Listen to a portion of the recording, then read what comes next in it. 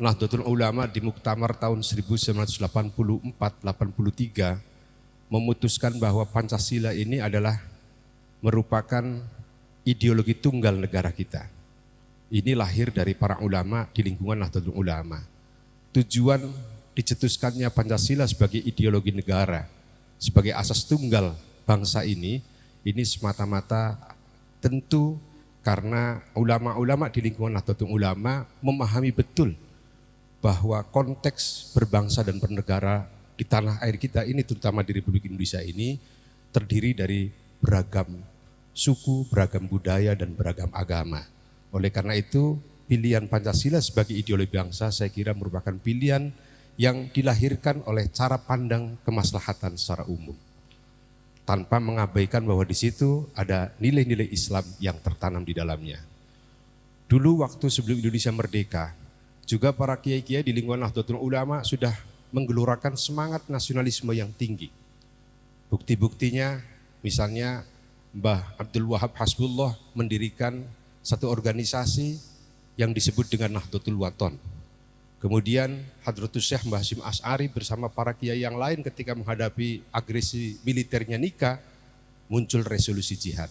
Saya kira semua ini semata karena bagaimana ulama-ulama kita memandang bahwa model negara bangsa, terutama di Indonesia ini sebagai negara kesatuan, ini merupakan bentuk negara yang saya kira sudah sangat baik dan sangat applicable di lingkungan masyarakat kita yang heterogen ini.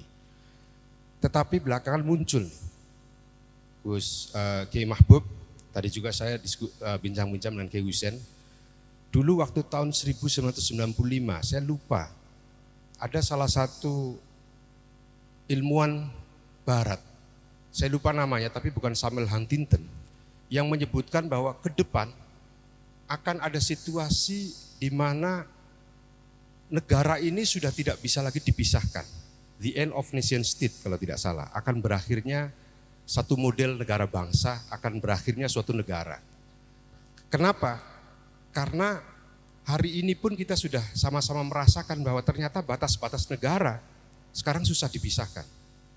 Saya menyambut baik agenda PBNU hari ini, sejak kemarin ada R20 religion yang kedua, yaitu R20 perkumpulan ulama-ulama sedunia, tokoh-tokoh intelektual sedunia, tokoh-tokoh agama sedunia yang arah gerakannya bagaimana menuju perdamaian dunia.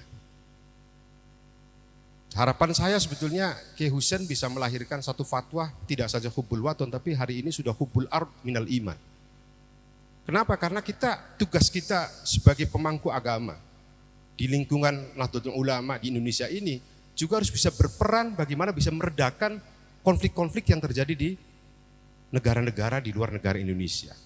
Apalagi tadi kalau kita kaitkan dengan salah satu teori seorang ilmuwan, saya lupa namanya, yang menyebutkan bahwa kelak waktu itu rame di tahun 1995, waktu itu adalah ada teori the end of nation state, akan berakhir suatu negara bangsa karena batas-batas negara hari ini mungkin itu sudah tidak bisa lagi kita pisahkan. Buktinya kita hari ini on time, jam ini, waktu ini, detik ini bisa berkomunikasi dengan karena kecanggihan teknologi.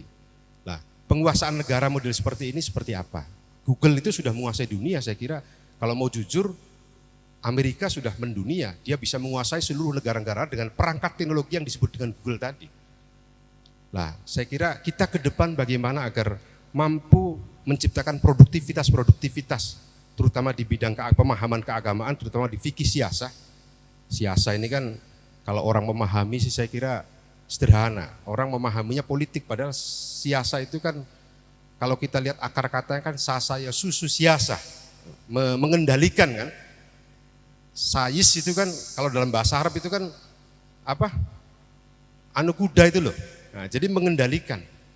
Kalau mengendalikan maka pemahaman kita terhadap siasa adalah bagaimana agama bisa mengendalikan kepentingan kemaslahatan, terutama menuju apa yang kita sebut sebagai maqasid syariah tadi yang jumlahnya 5 tadi. Bagaimana agama berperan hifdzun nasl, bagaimana agama bisa berperan hifdzuddin.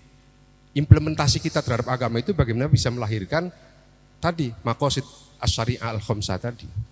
Saya kira itu yang menjadi latar belakang kenapa kegiatan kali ini kita angkat isu tentang fikih siasa dalam konteks negara bangsa.